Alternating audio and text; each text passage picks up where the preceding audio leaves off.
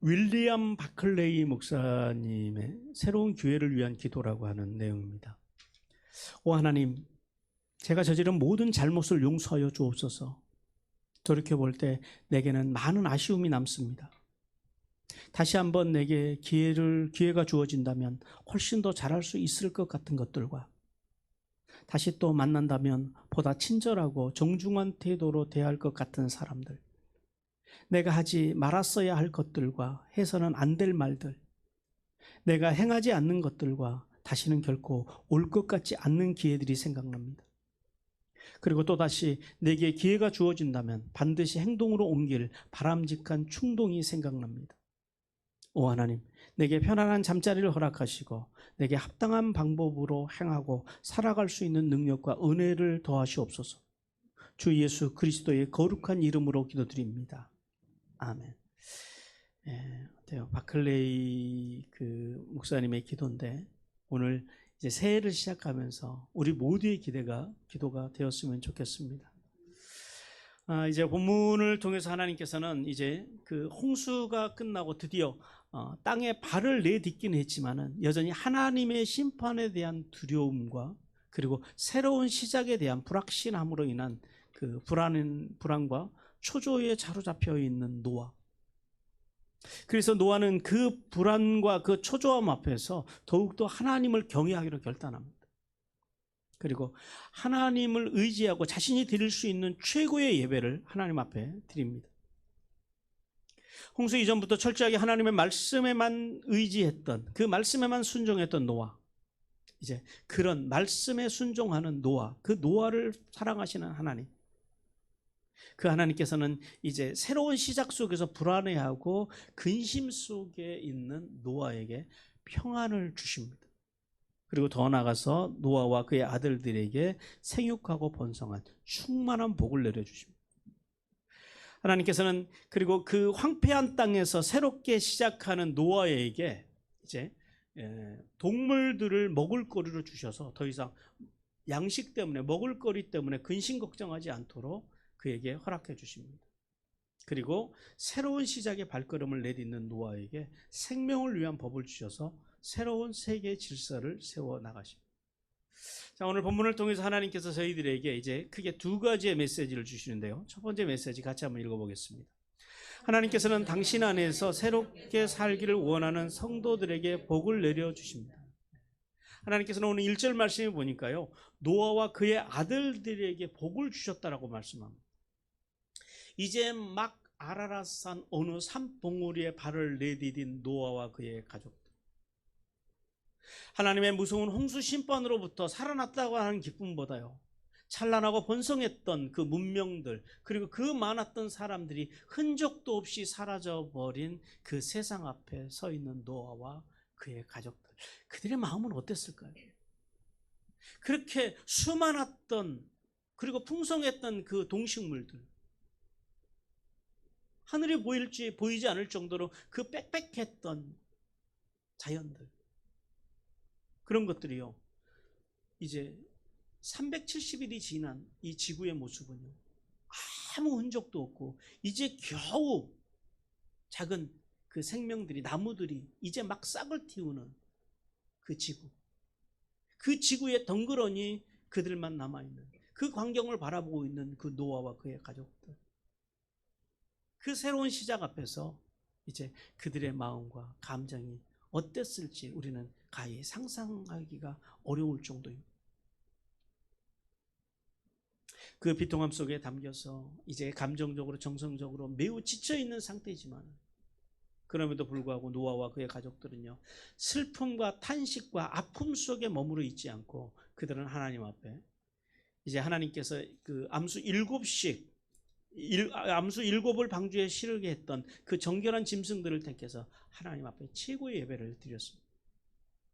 이제 그런 노아를 찾아오신 하나님께서는 이제 무지개를 통해서 다시는 홍수로 이 땅을 심판하지 않겠다고 언약을 주시고요, 그리고 이어서 이제 노아와 그의 아들들에게 과거 인류의 조상이었던 아담에게 내려주셨던 동일한 복을 내려주십니다. 우리 창세기 1장 28절 같이 읽습니다. 하나님이 그들에게 복을 주시며 하나님이 그들에게 이르시되 생육하고 번성하여 땅에 충만하라. 땅을 정복하라. 바다의 물고기와 하늘의 새와 땅에 움직이는 모든 생물을 다스리라 하시니. 하나님께서는 그 노아와 그의 아들들에게 이제 두 가지의 복을 내려주십니다. 첫 번째는 뭐냐면 생명에 관한 복입니다. 이제 새로운 시작점 앞에 서 있는 노아. 오늘 우리가 2022년을 시작하는 것처럼 이제 새로운 인류의 시작 앞에 서 있는 그 노아와 그의 아들들이 하나님 앞에서 받고 싶었던 생육과 번성과 충만의 복은 무엇이었을까요? 모든 인류와 생물이 사라져버린 이 황폐한 땅을 채워갈 후손들에 대한 복을 그들은 사모했을 것입니다. 그래서 하나님께서는 이제 가족의 대표인 노아에게만 복을 주신 것이 아니라 오늘 누구에게도 복을 같이 주세요? 노아의 아들들에게도 복을 주십니다. 왜 하나님께서는 가족의 대표로 노아에게만 복을 주시면 되지 왜 굳이 노아의 아들들까지도 복을 주시는 걸까요? 그냥 알아서 흘러갈 복인데 이유가 있습니다. 왜냐하면 실질적으로 생육과 번성의 충만, 그러니까 자손의 후손의 복을 받아야 될 사람들은 노아예요, 노아의 아들들이에요. 노아의 아들들이에요. 노아에게서는 모든 이제 생명의 연장은 끝났습니다.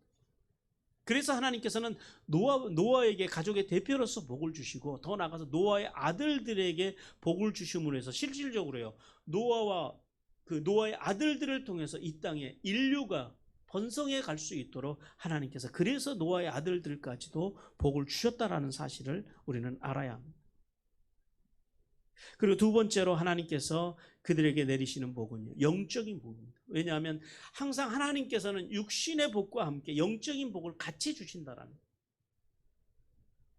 그래서 하나님께서는 노아와 노아의 아들들에게 육적인 복뿐만 아니라 그 영혼이 잘되는 복까지도 내려주십니다. 우리 요한삼서 1장 2절 말씀 같이 읽습니다. 시작. 사랑하는 자여 내 영혼이 잘된 같이 내가 범사에 잘되고 강건하기를 내가 간구합니다. 이것이 하나님께서 사랑하시는 사람, 하나님을 사랑하는 자녀들에게 주시는 육적인 복과 영적인 복입니다. 그래서 하나님을 사랑하는 사람들은, 하나님 안에 살아가는 사람들은 이 두 가지 복을 동시에 받게 되어 있다는 사실입니다. 성도 여러분, 우리는 오늘 2022년 이민년의 이제 첫 주일을 우리는 맞이하고 있습니다. 노아의 홍수만큼은 아니지만 우리는 지난 한 해 코로나로 인해서 코로나가 전 세계를 휩습니다. 그래서 그 코로나로 인해서 우리의 인생, 우리의 가정, 우리의 직장에 많은 근심과 걱정으로, 그래서 우리는 이 감정적으로 정신적으로 매우 힘든 한 해를 살아왔습니다. 아마도 올해도 우리 인생 가운데서 생로병사, 희노애락은 끊임없이 흘러갈 것입니다. 성도 여러분, 우리 인생 가운데서 우리 인생의 자리에 고난이 왜 온다고 여러분은 생각하십니까? 우리가 지금까지 공부한 바에 따르면요, 인생의 고난은 왜 와요? 살아 있으니까 옵니다. 살아있는 동안에는 인생의 고난은요 계속 온다라는 거예요. 우리가 오늘 이 새로운 신년을 맞이하면서 첫 주일을 맞이하면서 우리가 분명히 기억해야 할 것은요, 살아있는 동안에는 예수를 잘 믿어도 고난이 오고 예수를 안 믿어도 고난이 온다라는 사실을 우리는 알아야 된다. 그러면은 예수를 믿어도 고난이 오고 예수를 안 믿어도 고난이 오면은 그럼 인생을 그냥 예수 안 믿고 대충 살아도 되지 않겠습니까? 라고 질문하실 수 있죠. 아닙니다. 왜냐하면 우리가 고난 앞에서 중요한 게 뭐냐면요, 진짜 중요한 게 뭐냐면 해석이 중요합니다. 항상 우리가 기억해야 할 것은 사건보다 해석이 중요하다는 사실입니다. 고난 속에서 주님을 바라보고 하나님의 말씀으로 고난을 해석하고 살아가는 사람들이요, 그리고 그 말씀의 뜻대로 하나님의 뜻대로 살기를 발버둥치는 사람들은요, 그들에게 하나님께서는 노아와 노아의 자손들처럼 하늘의 복과 땅의 복을 주시는 거예요. 생육하고 번성하는 육적인 복과 영적인 복을 그들에게 주시는 거예요. 그러나 하나님의 말씀이 아닌 자신의 속에는 옳은 대로 사건을 해석하고 늘 사람들을 원망하고 환경을 원망하고 불평하고 살아가는 사람들은요, 삶의 자리에서 찾아오는 이 고난은 그런 사람들에게는 또 다른 고난을 불러들인다는 거예요. 그래서 그 고난이 그들에게는 뭐가 돼요? 저주가 돼요. 하나님의 사람들에게는 고난이 복이 되지만은 하나님의 말씀 안에서 해석하지 않고 자신의 아는 지식으로 고난을 해석하면서 불평 원망하는 사람들은 또 다른 고난을 불러들여서 결국은 그 고난이 그들에게 저주가 되더라라는 거예요.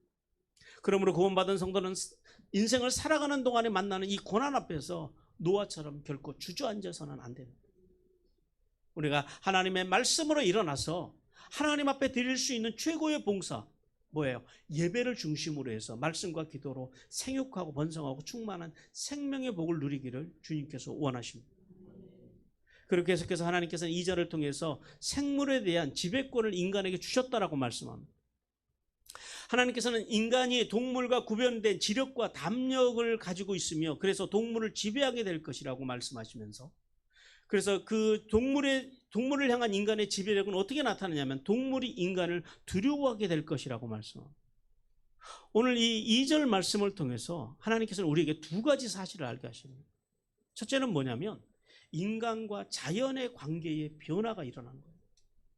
이전에 하나님께서 이제 아담에게 복을 주셨을 때는요. 어떤 복을 주셨냐면은 생육과 번성과 충만의 복을 더해서 두 가지를 더 주십니다. 어떤 복이에요? 정복하고 다스리는 복이에요.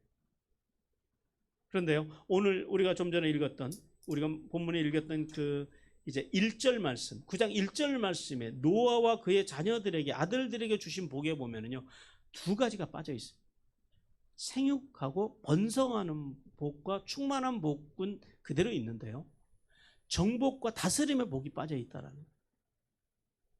무슨 말씀을 의미하냐면은 인간이 범죄하기 전에 자연과 인간은 이 정복과 다스림의 관계였습니다. 무슨 말이냐면 인간은 자연을 정복하고 다스렸다라는 말은 무슨 말이냐면 사랑으로 애정을 가지고 대했다라는 거예요. 그리고 반대로요. 자연은 인간이 필요한 것을 인간에게 순응하고 순종하면서 자연은 인간이 모든 필요한 것을 다 내주었다고 말씀합니다. 우리 창세기 1장 30절 같이 읽겠습니다. 시작. 또 땅의 모든 짐승과 하늘의 모든 새와 생명이 있어 땅에 기는 모든 것에게는 내가 모든 푸른 풀을 먹거리로 주노라 하시니 그대로 됩니다. 이것이 인간과 자연의 관계였다라는 거예요. 이것이 정복과 다스림의 관계입니다. 그러나 인간이 범죄한 이후 이제 인간은 자연을 향한 정복과 다스림의 능력을 상실하고 그 다음부터는요. 자연이 말을 잘 안 들으니까 자연을 착취하고 파괴하는 관계로 변질이 되어버렸다. 그리고 두 번째는 자연의 질서의 변화를 우리는 알 수 있습니다.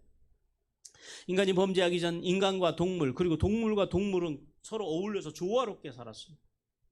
그러나 인간이 범죄한 이후 서로를 돌아보고 사랑하는 그런 관계가 깨져버립니다. 그리고 양육강식, 그러니까 즉 야만적인 관계로 변질되어 버린다. 그 결과로 동물들은요, 인간을 두려워해서 인간을 피해서 멀리 숲속에 들어가서 그리고 들판에 들어가서 동물들은 살아갑니다. 또 인간이나 동물이나 똑같이요.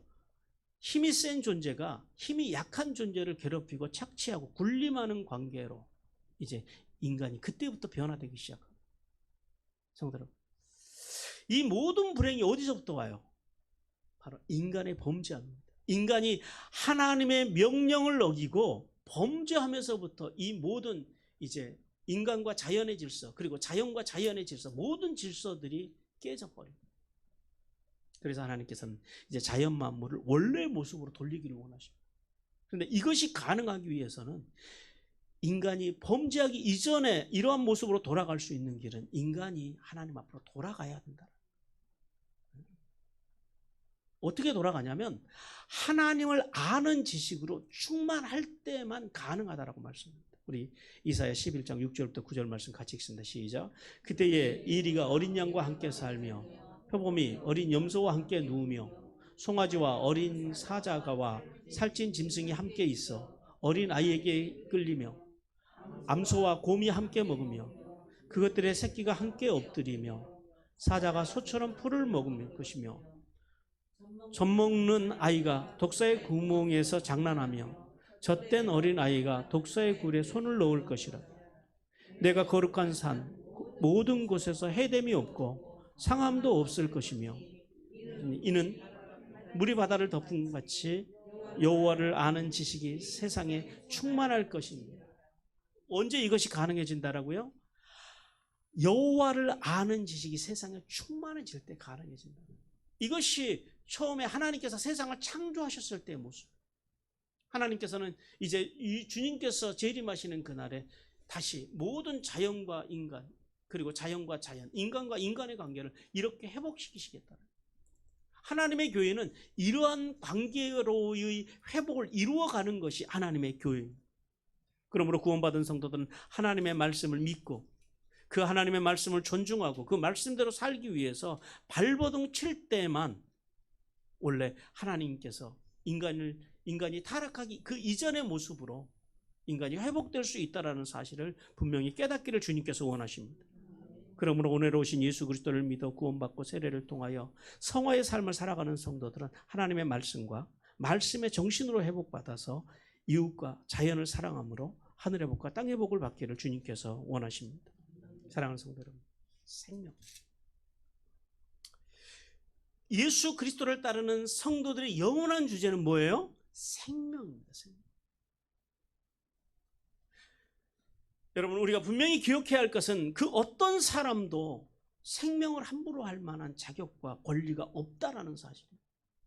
우리는 다 행복해야 하고 우리는 존중받아야 할 자격과 권리가 있는 사람들이라는 사실을 기억해야 합니다. 심지어는 그것이 들의 풀이나 나무나 동물일지라도 생명을 함부로 하는 것은요, 예수 그리스도를 믿는 사람들, 구원받은 성도들이 절대 해서는 안 되는 일이라는 거예요. 오직 십자가의 사랑으로 생명이 있는 모든 존재들을 어떻게 해요? 존중하고 그 생명들을 어떻게 해야 돼요? 돕고 세우고 살리는 마음과 삶으로 살아야 됩니다.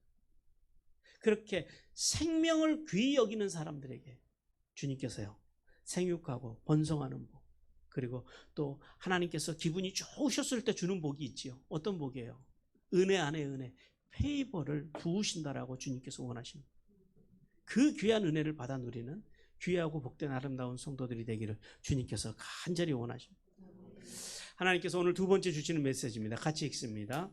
하나님은 생명을 사랑하는 성도를 기뻐하십니다. 하나님은 어떤 사람들을 기뻐하신다고요?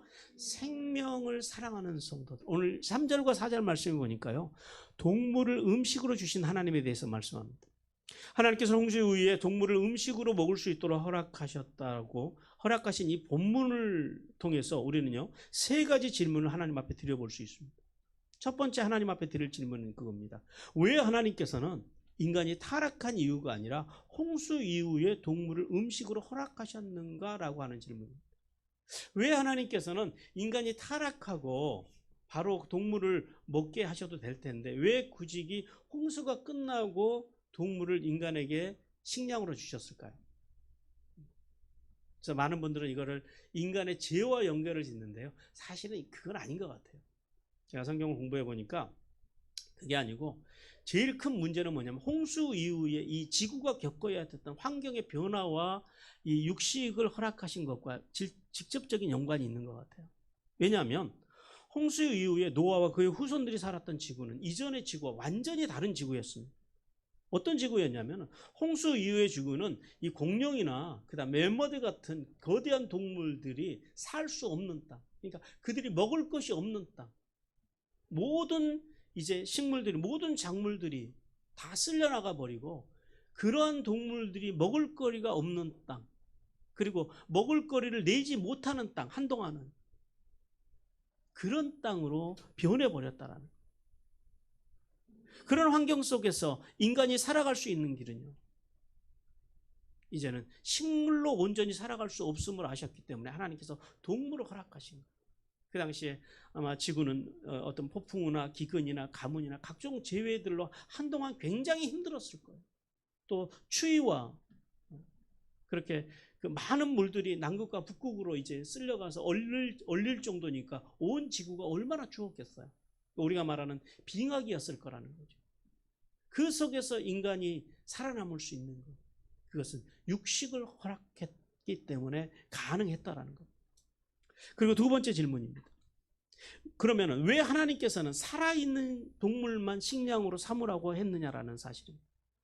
우리 22장 8절 말씀 같이 읽습니다. 시작. 시체나 찢겨 죽은 짐승을 먹음으로 자기를 더럽히지 말라. 나는 여호와니라. 하나님께서는 이미 죽어있는 동물을 먹지 말라라는 거예요. 오직 살아서 움직이는 동물만 잡아서 먹으라는 거예요. 여기는요, 크게 두 가지의 이유가 있습니다. 첫째는 위생적인 측면입니다. 여러분, 이미 죽은 동물이 이제 수명을 다해서 죽은 동물도 있겠고요. 또 그 중에는요, 어떤 병원균 때문에 병들어서 죽은 동물도 있을 거라는 거예요.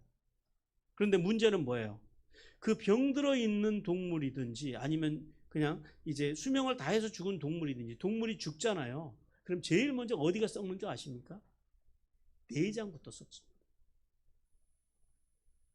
그러면은요, 그 내장에서 독성이 나와서 이제 그 죽은 동물의 고기는 먹을 수 없게, 먹으면 인간의 생명이 상한다라는 거예요. 그리고 또 병원균에 의해서 병들어서 죽은 동물을 먹으면은요, 그 동물이 보유하고 있는 그 균이 누구에게로 들어와요? 인간에게 들어와서 인간을 해롭게 한다라는 거예요. 그래서 하나님께서는 죽은 것들은 위생적인 측면에서 먹지 말라라는 거예요. 죽어 있는 것들은. 그리고 두 번째는 종교적인 측면입니다. 하나님께서는 죽은 것은 부정한 것이라고 말씀합니다. 레위기 5장 2장을 말씀 같이 읽습니다. 시작. 만일 누구든지 부정한 것들 곧 부정한 들짐승의 시체나 부정한 가축의 시체나 부정한 곤충의 시체를 만졌으면 부지중일지라도 할지라도 그 몸이 더러워져서 허물이 있을 것이요. 물론 노아의 시대에는 이런 하나님의 율법이 없었습니다. 그러나 그럼에도 불구하고 하나님께서는 예나 지금이나 또 노아에게, 모세에게 이 율법을 주셨을 때나 동일하게 죽은 것은 하나님 앞에서는 다 부정한 것으로 하나님께서 취급하고 계셨다라는 거예요. 그래서 하나님께서는 이 죽은 것을 먹지 않게 하심으로써 백성들이 성결하게 살아갈 길을 원하셨다라는 사실이에요. 세 번째 질문입니다. 그러면은 왜 하나님께서는 피를 먹지 말라고 하시느냐라는 거예요. 레위기 17장 14절 같이 읽습니다.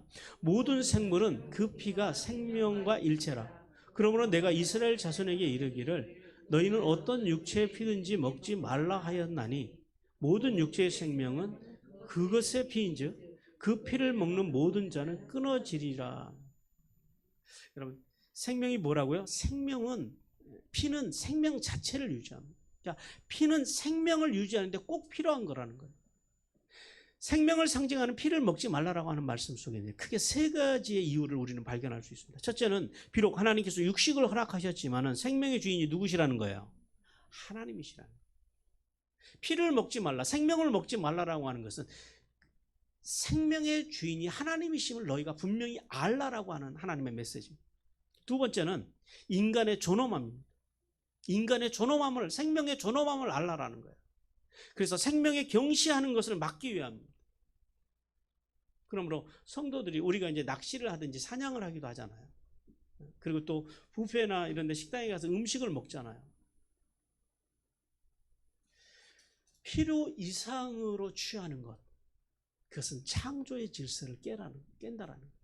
그러니까 우리가 이제 집에서도 마찬가지입니다. 음식을 필요 이상으로 많이 해서 그것을 음식물 쓰레기로 버리는 것, 그것이 이제 이 생명 존엄 사상과 같이 맞물려 들어간다라는 거예요. 그래서 우리는 항상 음식을 해도요, 그리스도인들은 먹을 만큼만 하는 거예요. 그리고 내가 먹을 만큼만 사냥도 하고 낚시도 하고, 그래서 이런 음식물들이 나오지 않게 하는 거예요. 그래서 버려지지 않게 하는 거예요. 하나님께서는 지금 그걸 말씀하시는 거예요. 그래서 생명을 함부로 상하지 않도록. 우리가 예를 들어서 많이 버리게 되면은요, 생선을 버린다든지 그럼 또 더 많은 생선을 또 잡아드려야 되잖아요. 이런 것을 말씀하시는 거예요. 그리고 세 번째는 피를 먹지 말라고 하시는 세 번째 이유는 인간의 잔인성을 막기 위해서입니다. 왜냐하면 피를 보면은 인간이나 동물들은 더욱 흥분하고 더욱 잔인해집니다. 그래서 하나님께서는 피를 먹지 말라라는 계명을 통해서 인간의 그 잔혹성을 막기를 원하셨습니다. 성도 여러분, 하나님께서는 홍수 이후 인간을 비롯한 이 노아를 비롯한 모든 후손들이 동물을 먹을 거리로 주신 이 사건을 통해서 인간에 대한 당신의 사랑을 보여주십니다. 하나님께서는 어떻게든지 인간의 생명을 보존하는 게 하나님의 우선순위라는 거예요. 그래서 구원받은 성도들은 이 노아의 홍수 이후에 인간의 생명을 살리시기 위해서 동물들이 희생했음을 기억해야 합니다. 그리고 우리가 또 이제 이 동물의 희생을 통해서 우리가 오늘 또 하나님 앞에서 기억해야 하는 것은요, 우리의 생명을 위해서 누가 십자가에서 돌아가셨어요? 예수님께서 십자가에서 생명을 바쳐 죽어주셨다는 거예요. 그 생명으로 우리는 생명을 얻었고, 그 생명을 얻은 우리가 이제 다른 생명들을 존귀하게 여기며 살아가라고 하는 메시지가 오늘 이 말씀 속에 담겨 있다는 사실을 깨닫기를 주님께서 원하십니다. 그러므로 이 크고 놀라우신 하나님의 이제 생명의 사랑을 받은 우리, 생명의 빚진 우리는 하나님의 말씀 안에서 하나님의 말씀을 믿고 존중하고 그렇게 살기 위해서 발버둥침으로 이런 생명의 가치들을 존중하고 그리고 사랑하는 삶을 통해서 하늘의 복과 땅의 복을 받기를 주님께서 원하십니다. 이제 하나님께서 마지막으로 5절과 7절 말씀을 통해서 생명에 대해 다시 한번 하나님께서 강조하시면서 말씀합니다. 육식을 허락하신 하나님께서는 이제 생명보호법을 세우셔서 이제 인간의 그 마음 속에 있는 욕망을 통제하시기 위해서 이제 하나님께서 사형제도를 이제 인간에게 말씀하십니다. 오늘 본문을 통해서 우리는 세 가지 법을 이제 말씀 속에서 발견할 수 있는데요. 첫 번째 5절 상반절에 보니까 사람을 죽인 짐승을 어떻게 할 거냐라는 거예요. 사람을 죽인 짐승을 다스리는 법입니다. 여러분, 인간은 어떤 존재라고 그랬어요? 우리는 하나님의 피조물로 창조된 존재 중에서 가장 고귀한 존재입니다. 하나님께서 당신의 형상으로 지은 존재입니다. 그리고 하나님께서는요, 인간들에게 하나님의 구원의 역사를 이루어갈 수 있는 그런 하나님의 구원의 역사를 맡기신 인간은 존귀한 존재라는 거예요. 그런데 그 존귀한 존재를 만약에 동물이 죽이게 되면 어떻게 되는 거예요? 반드시 죽이라는 거예요. 어떤 동물도 인간을 죽여서는 안 된다라는 거예요. 왜냐하면 인간은 동물들에 의해서 죽을 만한 그런 가치를 가진 존재가 아니라는 거예요. 그럼 우리가 그 역사에서 또 영화 같은 데 보면은요, 동물의 우리에다 사람을 던지잖아요.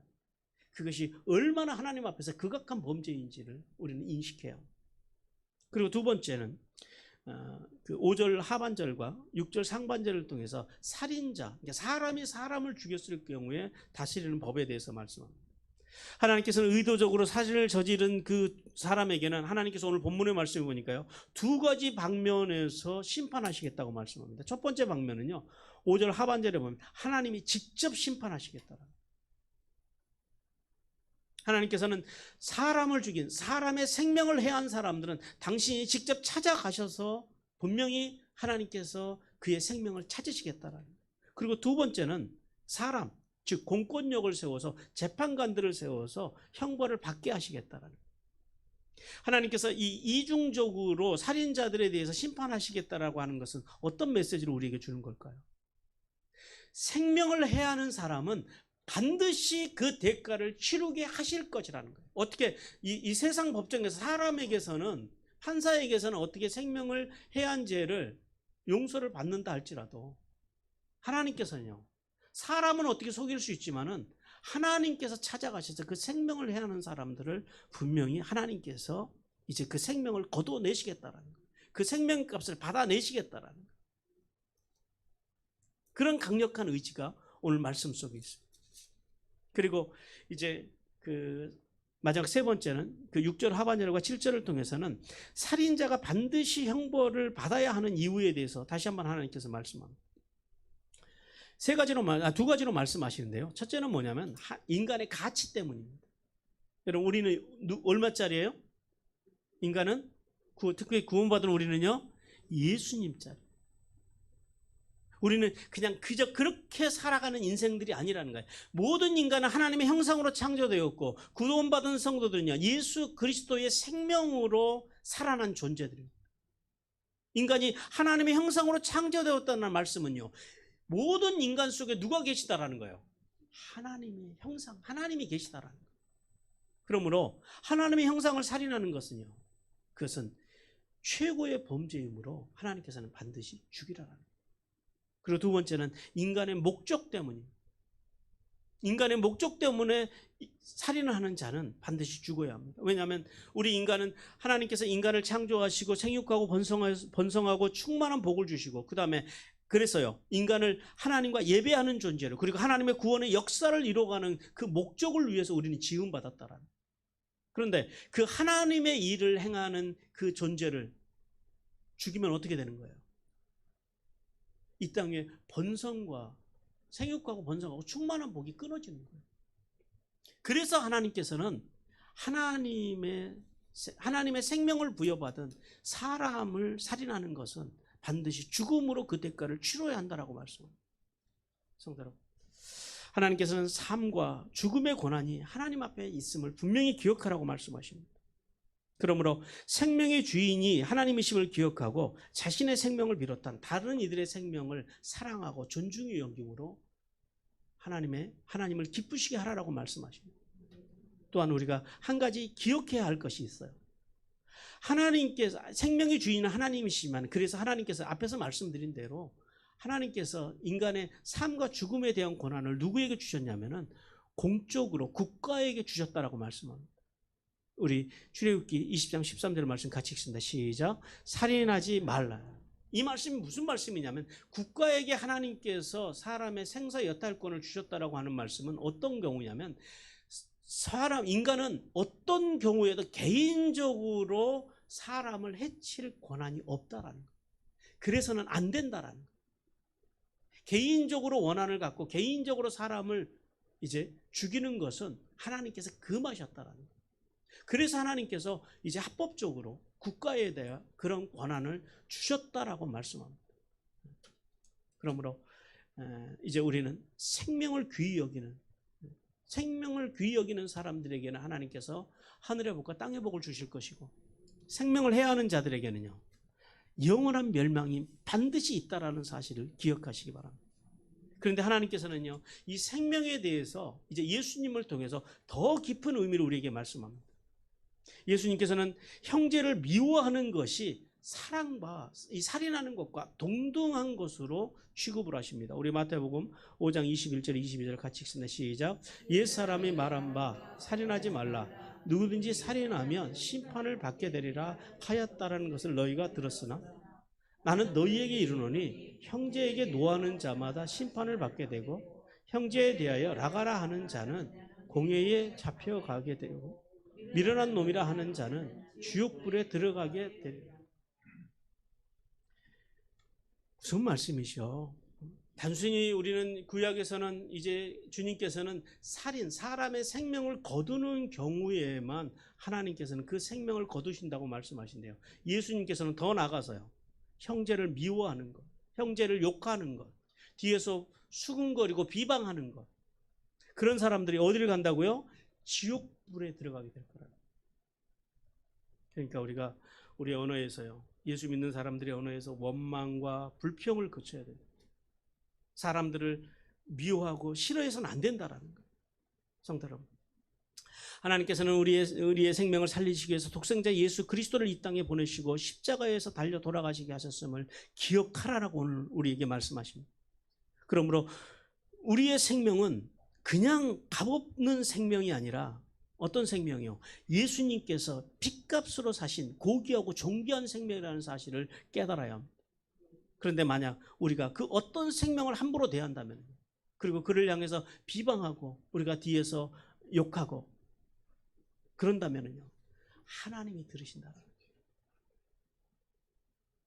그런 사람들에게 하나님께서는 무수한 형벌이 기다리고 있음을 기억하라라고 오늘 주님께서 우리에게 말씀하십니다.